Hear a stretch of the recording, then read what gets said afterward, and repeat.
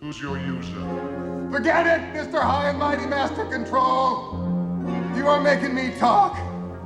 Suit yourself. I've got a little challenge for you, Sark. A new recruit. He's a tough case, but I want him treated in the usual manner. Train him for the games, let him hope for a while, and blow him away. What kind of program is he? He's not any kind of program, Sark. He's a user. A user? That's right. He pushed me in the real world. Somebody pushes me, I push back. You shouldn't have come back, Flynn. Hey, it's the big Master Control program everybody's been talking about. Users wrote us. The user even wrote you. No one user wrote me. Where am I? Guest of the Master Control program. We're gonna make you play video games. No sweat. I play video games better than anybody. Everything you do or learn will be imprinted on this disc.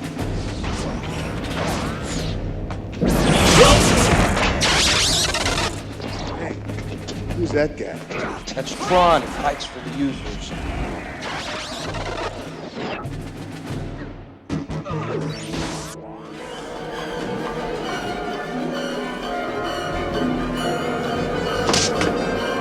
Finish the game! No! Kill him. There's nothing special about you. You're just an ordinary program. So are you. One that should have been erased. Alan. Where did you hear that name? Well, that's your name, isn't it? The name of my user. I'm a program from a user that knows Alan. He was disoriented in transport, TRON. Yeah, but I'm remembering all kinds of stuff. Like my user wants me to go after the MCP. My user wants that too. I know.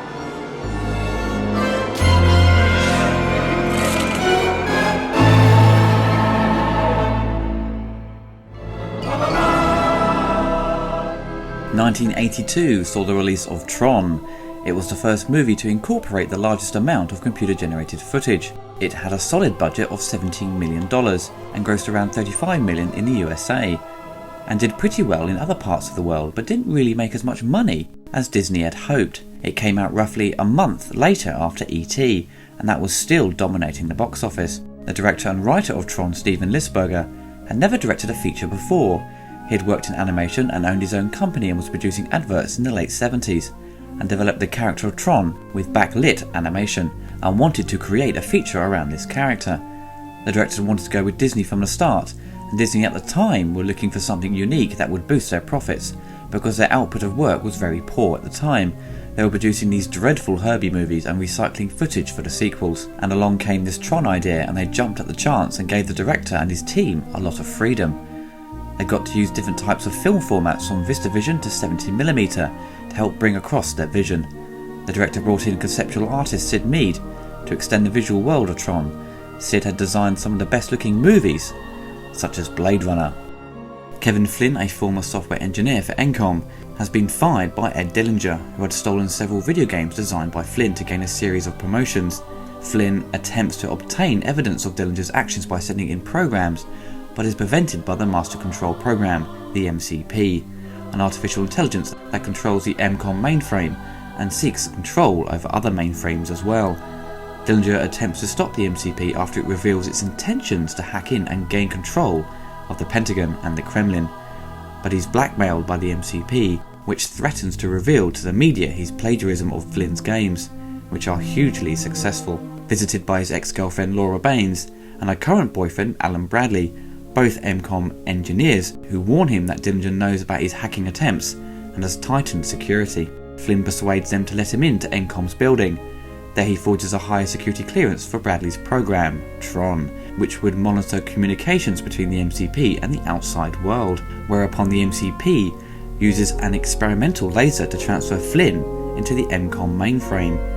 In the mainframe, computer programs appear in the likeness of their human users, who created them, and wield as their chief weapon an identity disk thrown at their enemies. Programs resistant to their rule are forced to play in martial games in which the losers are destroyed. Imprisoned by Sark, Flynn meets TRON and another program called RAM.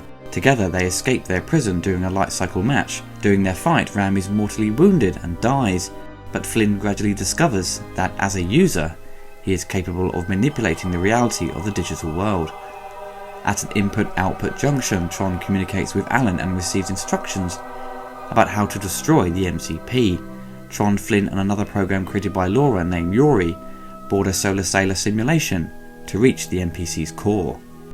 Tron's visual effects weren't submitted for an Oscar at the time because the Academy felt they cheated because they used computers, which is completely ridiculous now, and I think only 20 minutes of CGI is in the movie. Everything else is matte paintings and hand-drawn animation and effects like rotoscoping, supervised by Richard Taylor and Harrison Ellenshaw. A character in Tron generally had 5 different exposures for each section of the outfits. Then once they'd been put together, they had to be rephotographed over and over onto one frame of film. Some completed shots were nearly 30 layers deep of exposures.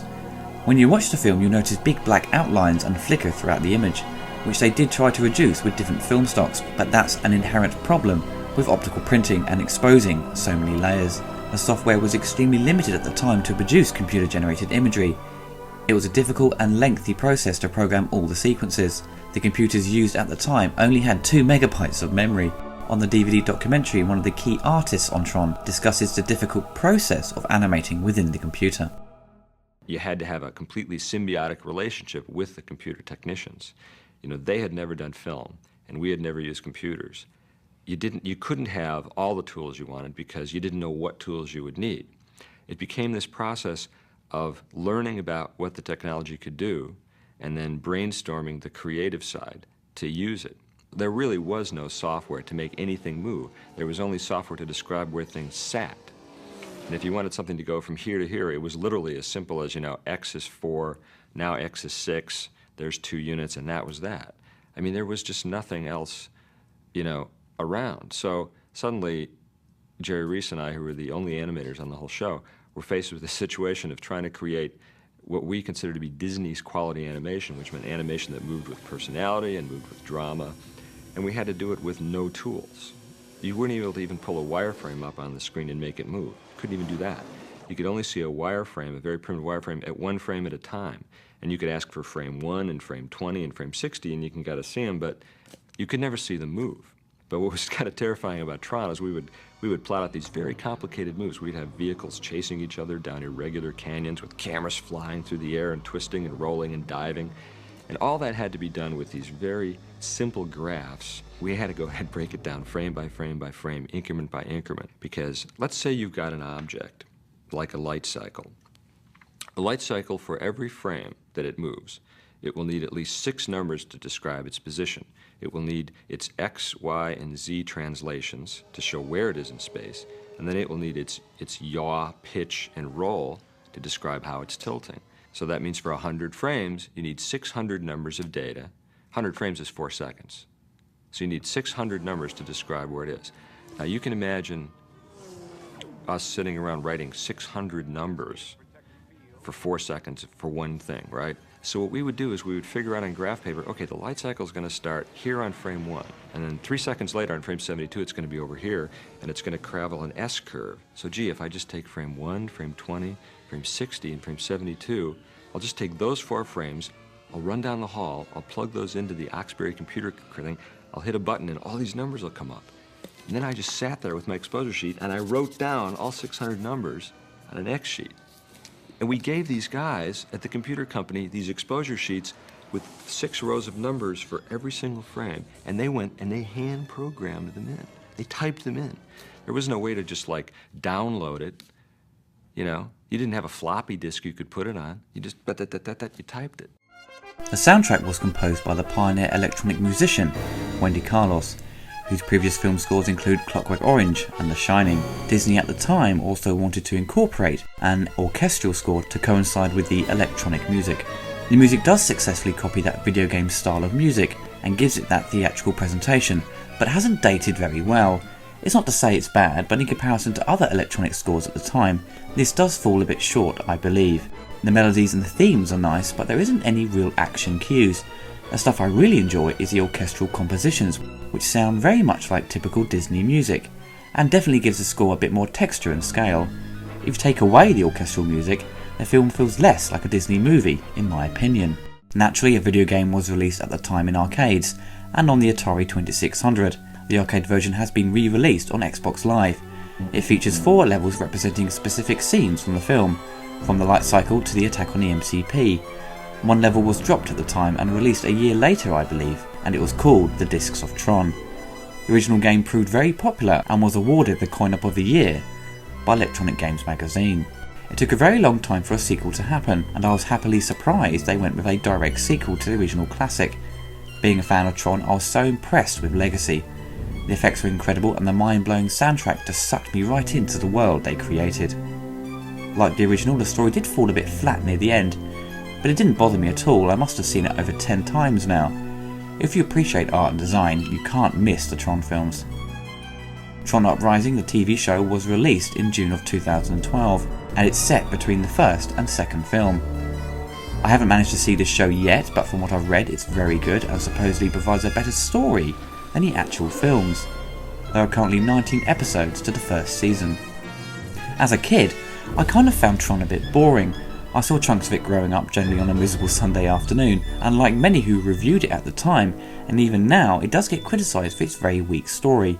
As I got older, I appreciated it more, and enjoy it for its visual design and the great efforts they put into the production, but I do agree with the critics regarding the story. It does fall short in many areas.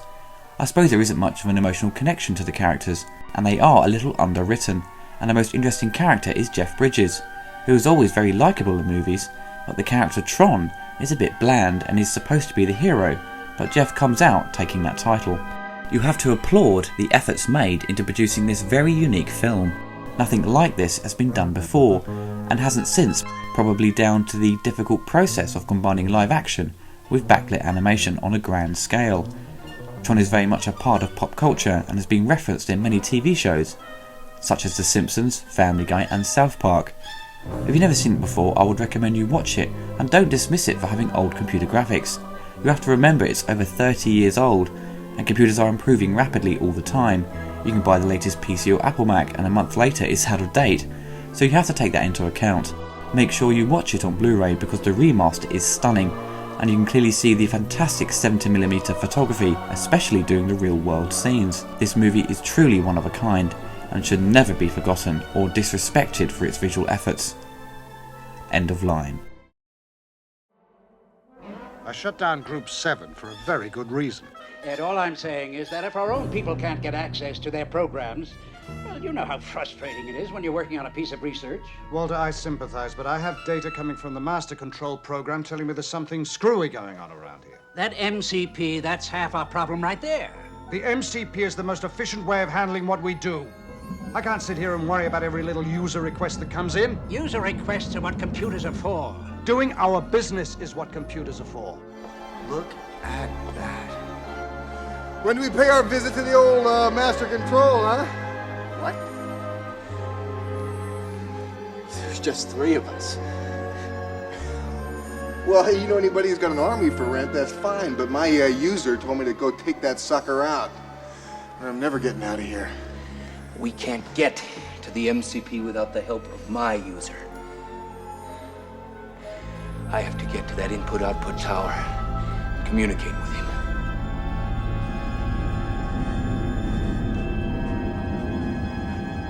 Commander, you've enjoyed all the power you've been given, haven't you?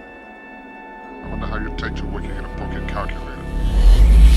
We did take care of that user you sent us. With incompetence here, now you've got 2 renegade programs flying all over the system in a stolen simulation. We'll get them.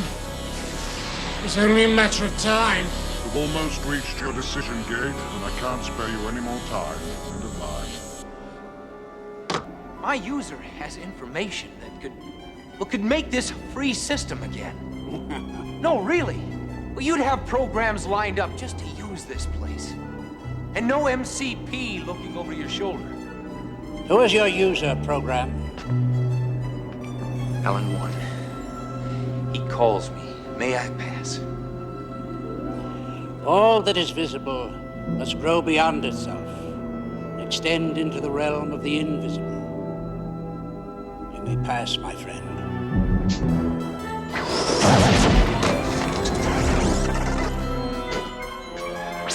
Do something with these controls! I'm on it. The MCP. The heart of the whole system.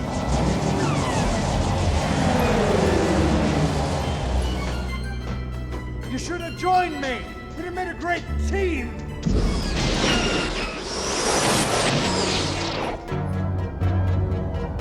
I got it. Steer us over by the beam. Right next to me. What good will that do? I'm gonna jump.